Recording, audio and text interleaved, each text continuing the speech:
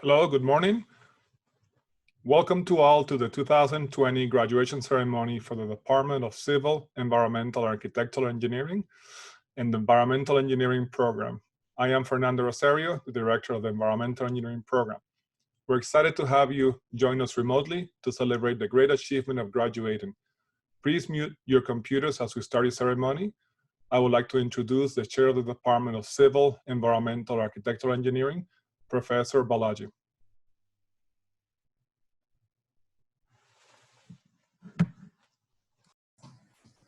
Thank you, Professor Rosario Ortiz.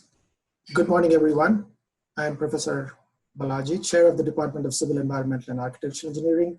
It is my privilege and great pleasure to extend a warm welcome to all of you to this truly memorable, in many ways than one, graduation ceremony.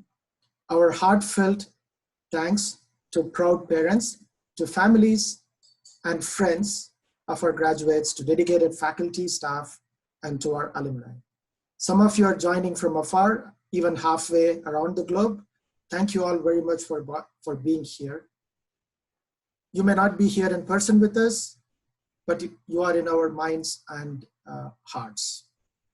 On the Zoom platform with me are some of our beloved faculty from our department and the Environmental Engineering Program, and our esteemed guest speaker and outstanding graduate students.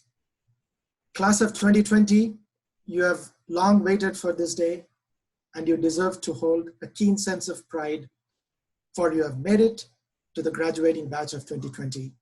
Congratulations.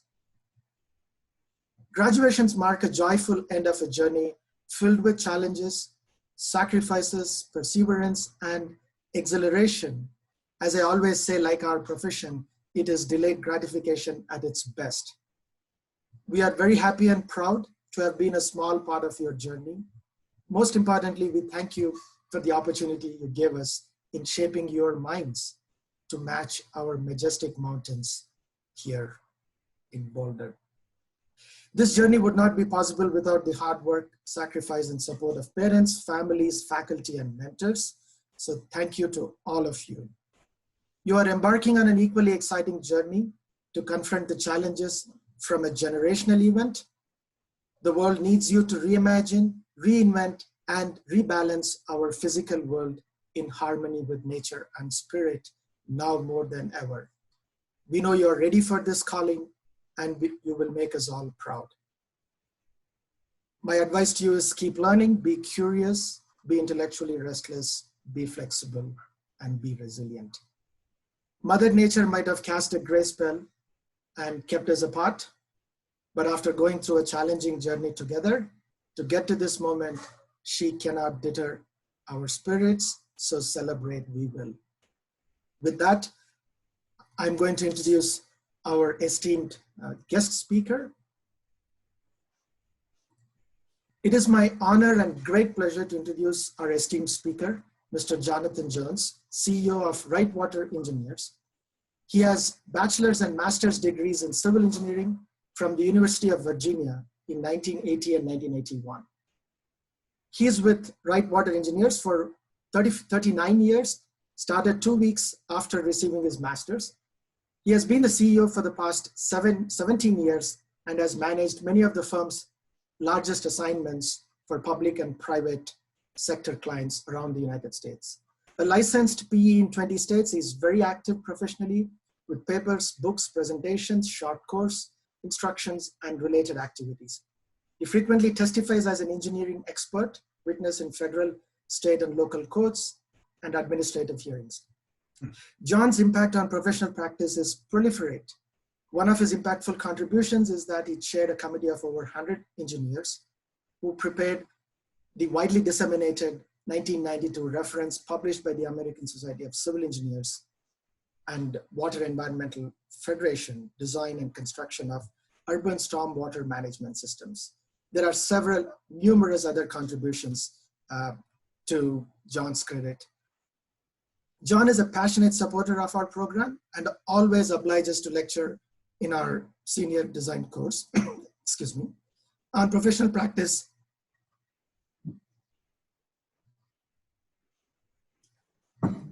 on professional practice and engineering ethics. His connections to our program are deep and personal. His wife has degrees in geotechnical engineering, and she also received the prestigious KETCHUM award, which we will be awarding for this year's winner. His older daughter and son both have degrees from our department with the civil and architectural engineering respectively. Above all, he's a warm and thoughtful individual, full of ideas, keen insights, and generosity. I come away learning a lot every time I interact with him, and now you will get to experience it as well. So please welcome Mr. John Jones. Well, Balaji, thank you. That was an extraordinary introduction. I find myself wondering if you may actually have the wrong speaker, but I strongly endorse your introductory comments. I very much appreciate you mentioning my family. We are indebted to your great department for all that you've done for our family. You've given them an outstanding foundation for the work that they do now. I'm sincerely honored and excited and privileged to be speaking with you today, and I sincerely wish that we could be doing this in person. We've had 3 kids go through college and graduate, and graduation is a very special time. And I know there's excitement in doing it virtually, but I wish we could be together as a group. To all of you who are receiving your degrees today in civil, architectural, and environmental engineering, my sincere congratulations. This is a landmark achievement. It was 40 years ago, almost to the day, that I graduated with a bachelor's in civil from the University of Virginia in Charlottesville. And looking back on it, I know it was a very fine accomplishment. So congratulations to all of you, especially from a department as prestigious as yours. You truly have world-class faculty, terrific instruction, a great place to be at a 4-year institution. And many, of course, of you have gone on for advanced degrees. I would say about your students, I've worked at this company, Wright Water Engineers in Denver, for 39 years, and we've hired many graduates of your program, and they're outstanding engineers, not just technically, but as people. Graduates from your program tend to be well-rounded, they're articulate, they're interested in the world, they look broadly, they're good problem solvers, they interact well with the public, and most importantly, they have good ethical standards. I'd also like to compliment and congratulate your support network for all the graduates. That would be other members of the university community, your friends, your family, and of course your parents. Because without that support network, it's hard to imagine you would have achieved what you're achieving today. You know, in the course of preparing to speak today, as my wife Karen would tell you, I've been watching a bunch of YouTubes in our kitchen to get inspired on great graduation speeches. And any one you look at is going to be better than mine. But one of my favorites was given by a 4-star admiral, William McRaven, at the University of Texas in 2004. He's written a book that's a good one if you've not read it. It's called If You Want to Change the World, Make Your Bed Every Morning. What he did at the University of Texas for the entire graduating class was he reviewed 10 things that he learned in Navy SEAL training. And one of them related to people in the boat with you. As you may know, when you're in San Diego or Coronado, you have to break through the surf and get out into the open ocean to do training. And you're in a small dinghy with just a couple of other people. And the point that Admiral McRaven makes is to be very clear on who's in the boat with you and to paddle in unison. And I respectfully observe that most of you graduating today have had the right people in the boat with you, and you've been paddling in unison, and I sincerely hope you do that in the future. My message today is short and simple. I do remember at Virginia one thing about graduation, and that is the speeches were short, which was good because we were sitting out in our gowns in 90-degree sunny weather. The message, I can't remember the message, but it was short. So I'm making that commitment to you today. And it's easy to speak to you concisely because the message is plain and simple. For all of you who are about to become practicing civil, architectural, or environmental engineers, or if you're just using engineering as a platform to move on to law or medicine or business or whatever your interest is. Make sure that you serve the public and place the public first. That's really the takeaway message from today. Stating this more formally, if we look at the rules of conduct for licensed professional engineers in the state of Colorado, I'll quote to you. Engineers must hold paramount the safety, health, and welfare of the public in the performance of their professional duties. And secondly, but inextricably linked to the first point, engineers must issue professional statements only in an objective and truthful manner. So when we're speaking to the public and interacting with the public, we are fundamentally obliged to do so honestly, laying out the facts objectively. Let me give you 4 quick examples of what, to me at least, this means. 3 come from my 39 years here as an engineer at a consulting engineering company of about 50 people. We work around the United States and internationally. 1 comes from Professor Morris, who was one of our son's very favorite instructors, I should say. The first example relates to 2 graduates of your program, one of whom's in the office today. He's an outstanding engineer. But about 4 years ago, he and another graduate of your program were regularly going to a construction site to collect water quality samples related to a permit from the Colorado Health Department. And they would show up to the site, and the contractor on the site would suggest to them that they should come back later when the water was cleaner, or they shouldn't sample in this particular location. Well, they were very troubled by this because it happened a number of times. They came back and talked to senior staff at the company. We immediately spoke with our client, and that practice changed completely. And our staff were able to collect fair and accurate samples. The takeaway message here in the context of putting the public first is to collect and analyze data fairly and objectively. And fundamentally, we cannot bias our findings as engineers. We've got to lay it out as best we can, the good, the bad, and the ugly, for our clients so that the public is well informed. The second example comes from Professor Morris. I and others from our company have been privileged to go to his senior design class regularly over the years. It's a terrific class. I learn a lot when I go there.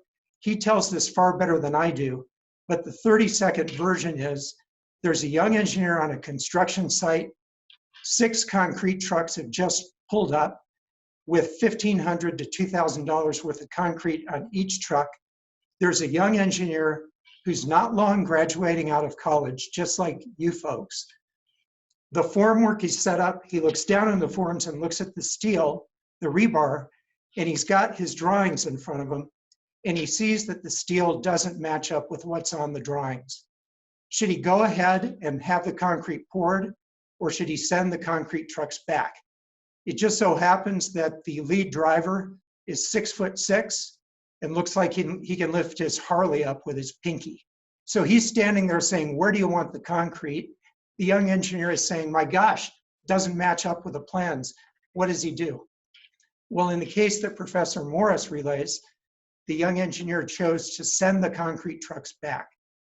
He was backed by Morris and by his company. The takeaway message, it can take a lot of courage to do the right thing for the public. And make sure you're working for an organization that supports you on matters of engineering ethics. 2 more quick examples. The third one relates to a water system that our company played a major role in designing and installing. Unfortunately, the quality of the water was poor. There were various parties involved. They got to loggerheads quickly. Lawyers were retained. People stopped communicating. The founder of our company, Ken Wright, who started the company back in 1961 and still comes to work every day, he said, you know what? Well, everybody sorts through their differences and the lawyers do what lawyers do. At our own cost, we're going to drill a new well and we're going to provide good quality water to the public while all this gets sorted out. And we just did it. And it created enormous goodwill. So again, the public was placed first. And you know, that episode reminded me of a quote by President John Kennedy. And that was, and I'm sure that everyone on this call has heard it, there are risks and costs to a program of action, but they are far less than the long-range risks and costs of comfortable inaction. Don't be satisfied with comfortable inaction. The fourth example, and I'm almost done, is we were mapping floodplain in a community, and 2 members of that city council suggested to us after an evening public meeting that we might not want to include part of their community in a mapped floodplain because prominent people lived in that area. We listened politely, and of course we moved ahead and mapped the relevant area in the floodplain. The point being that periodically you will be interacting, potentially at least, whether you're in the public or private sector, with elected officials. And again, our job, at least in my view, as engineers and scientists, is to lay facts out as objectively as we can and then let the decision makers do what they're going to do with those facts. You know, I read an interesting quote recently from a historian by the name of John Barry, and he said, when you mix politics and science, you get politics. So when you're in that arena, just be very, very careful about what you say and be meticulous. In conclusion, I'm virtually certain that you're going to encounter experiences like I've just relayed to you, likely sooner than later. And when you're struggling with what to do, 2 pieces of advice. First, one great thing about our profession is that older engineers like me, and I'm probably one of the oldest on the call today, we're always very delighted to help younger engineers. And we're good listeners, and we would love to be of assistance to you. And then secondly, if the context for your decision-making is to put the public first, that will lead you in the right direction 99.9% of the time. You know, the concluding line comes from the great Nelson Mandela, and that is, a good head and a good heart are always a formidable combination. Balaji, thank you so much for the honor of speaking today, and my very best wishes to everyone on this Zoom graduation. Thank you.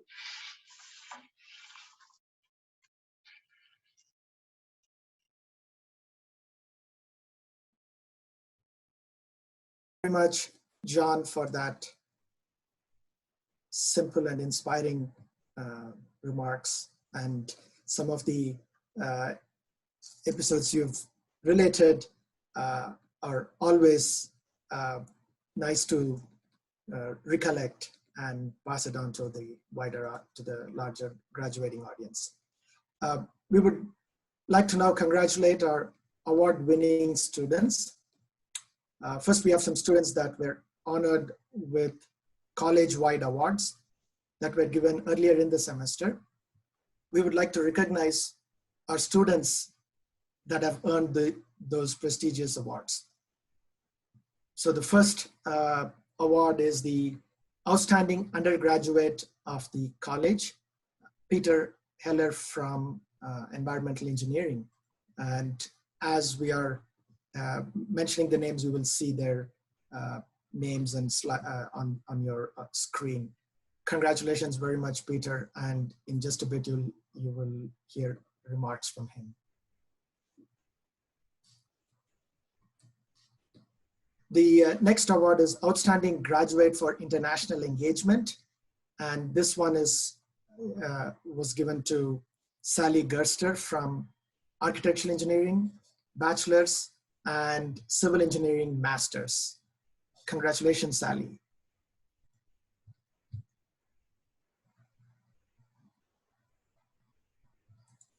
The Outstanding Graduate for Service goes to Selena Hinojos from Environmental Engineering program.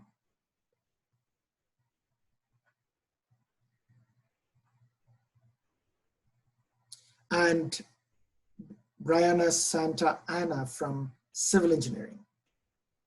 Thank you and congratulations, Selena and Brianna.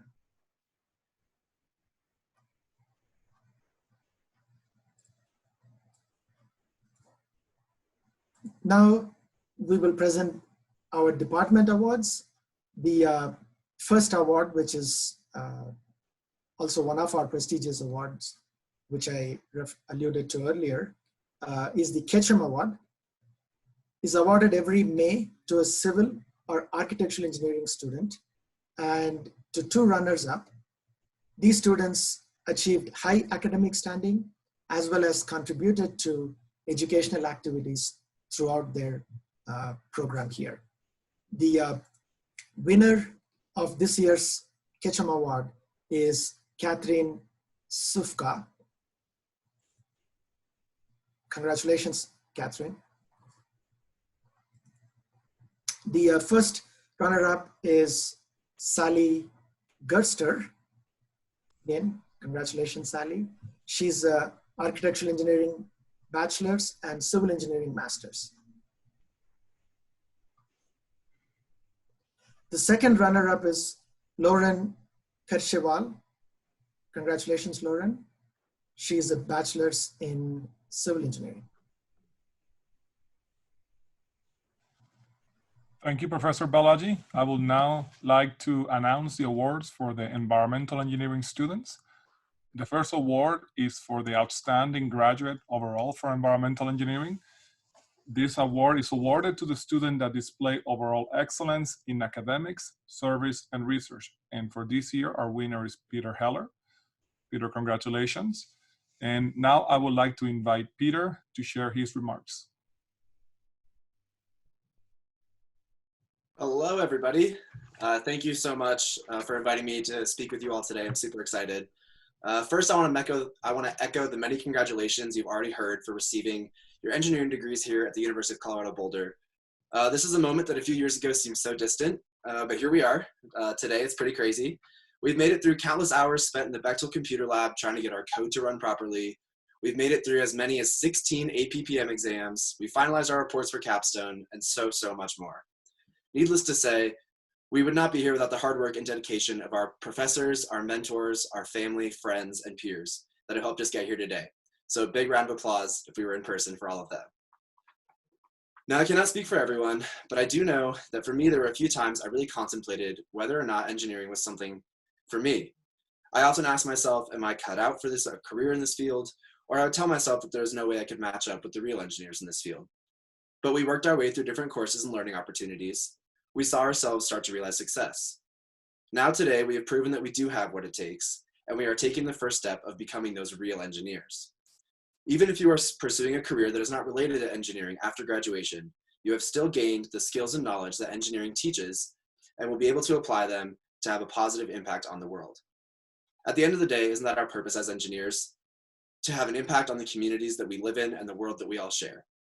So I encourage us all to not take lightly the accomplishment that you are being recognized for today, and to use the education that we have sought out to constantly create change and engineer better systems and infrastructure for our society.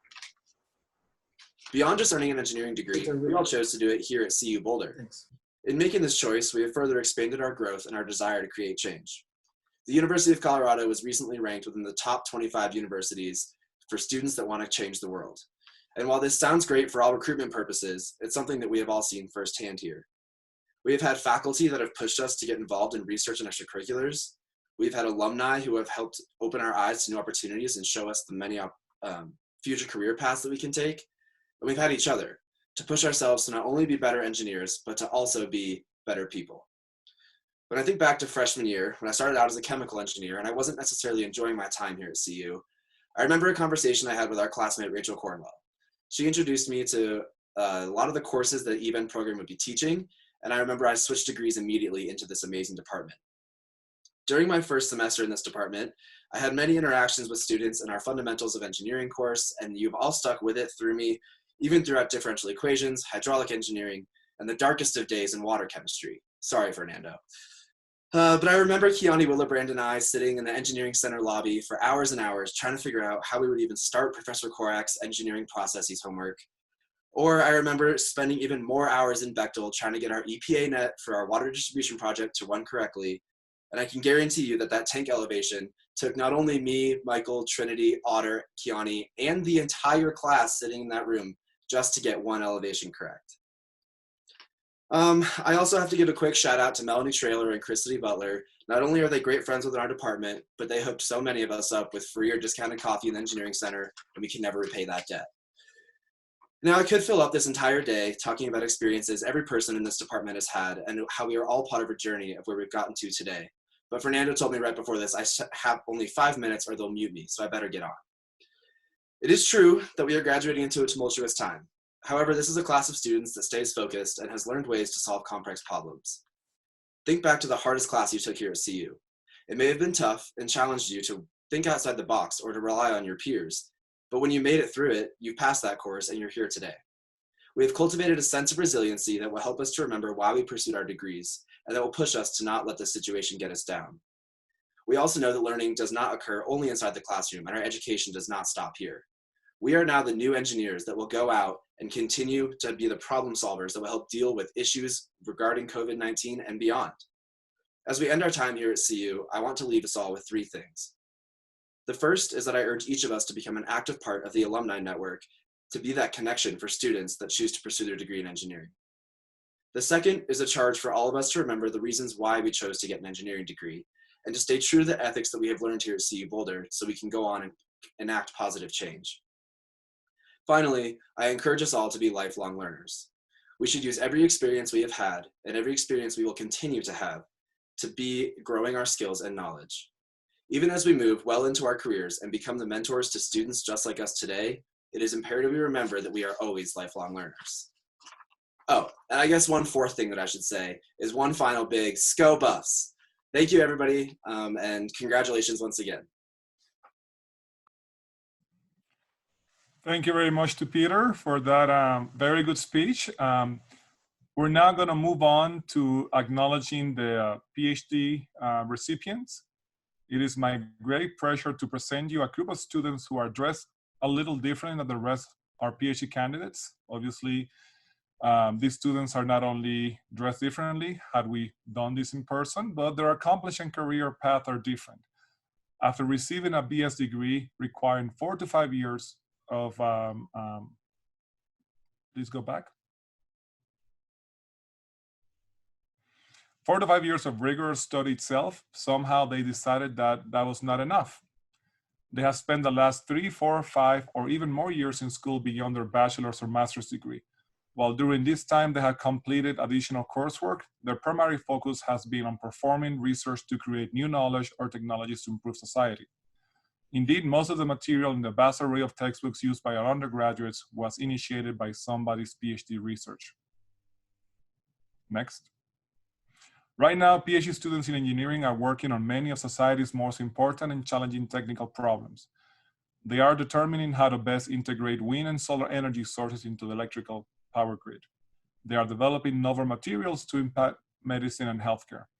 EHP candidate has successfully carried out independent, novel research to advance a particular field, and written and oral defended a PhD dissertation that is frequently the length of a long novel. Indeed, this is often the most focused, intense research effort they will undertake throughout their career. It is carried out in close partnership with a faculty mentor that is often the most significant and influential relationship of a PhD career, both professionally and personally. Today, we recognize our PhD candidates in a traditional ceremony we call hooding. We're obviously doing this remotely. And now it is my pleasure to present to you the candidates for Doctor of Philosophy.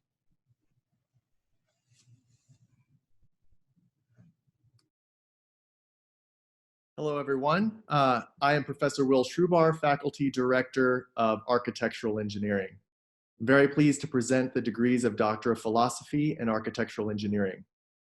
First, Bakr Aisa Amir. Yang Fu. James Shively McNeil, Jr.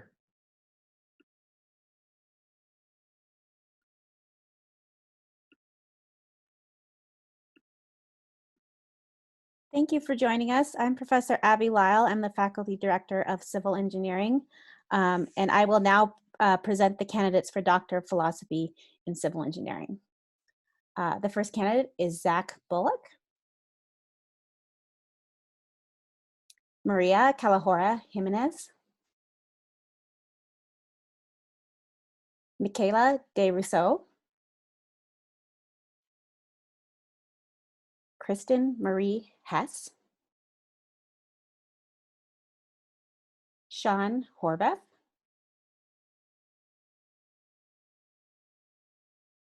Rebecca Komarek, Michael Rush, Rico Salas, and Katie Welfare.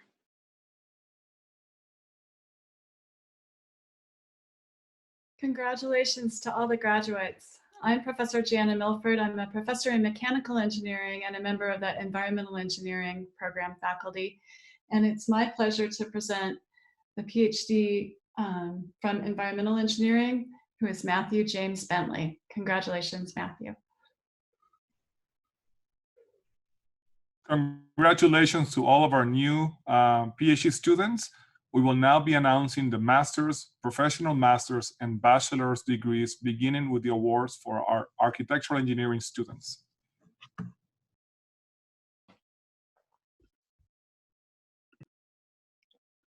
We'd like to now congratulate our award-winning students in architectural engineering first. Please know, students, that your award plaques will be mailed out to you.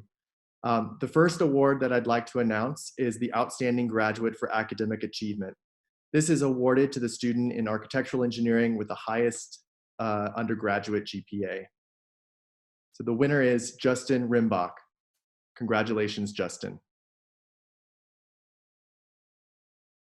The second award is the Outstanding Graduate for International Engagement. This award is awarded to the student for outstanding engagement in the international arena. And the winner is Courtney Kaufman. Congratulations, Courtney. The next award is the Architectural Engineering Outstanding Graduate for Service. This is awarded to the student for outstanding service contributions. And this award goes to Edgar Varela. Congratulations, Edgar. And finally, the Architectural Engineering Award for Outstanding Graduate for Research.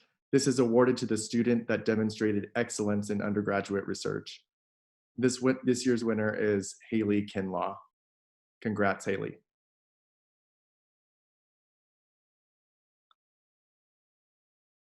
And we now, with this slide, present the master's and bachelor's degree candidates for architectural engineering. A heartfelt congratulations to all of you on behalf of the architectural engineering faculty.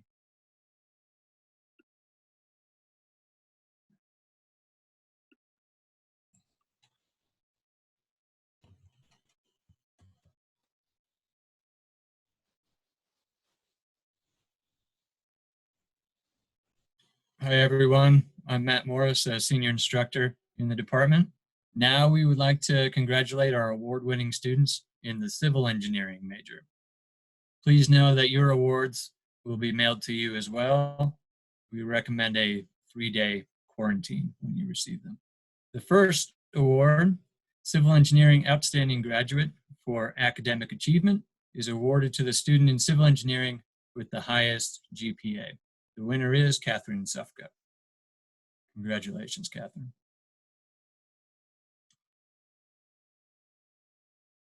Outstanding Graduate for International Engagement is awarded to the student for outstanding engagement in the international arena. The winner is Paula Pulido. Congratulations.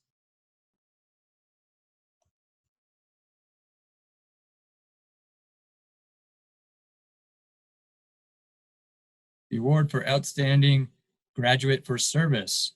The winner is Lauren Kircheval. Congratulations, Lauren.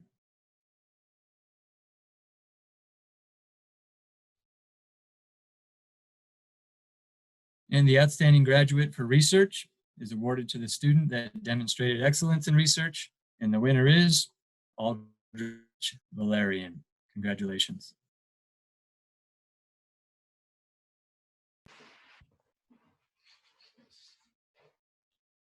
And we now present the Masters, Professional Masters, and Bachelors of Civil Engineering. Congratulations to everybody.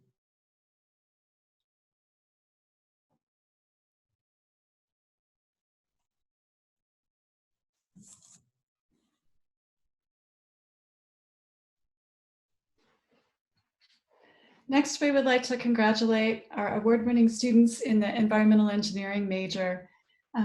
For those students, please know that your plaques will be mailed out to you. So we start with the Environmental Engineering Outstanding Graduate for Academic Achievement, which is awarded to the student in environmental engineering with the highest CU undergraduate GPA, and that awardee is Peter Heller. Congratulations, Peter.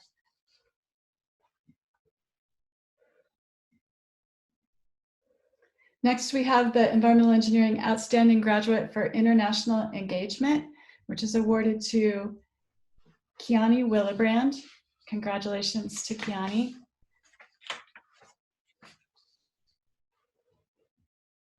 The Environmental Engineering Outstanding Graduate for Service goes to Selena Hinojos, and we congratulate Selena and thank her for her service to the university and our program.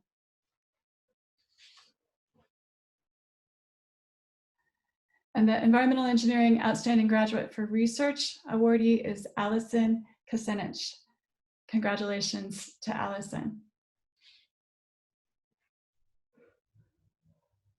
So we now present the Masters and Bachelors of Environmental Engineering, and congratulations to all of you on behalf of the Environmental Engineering faculty.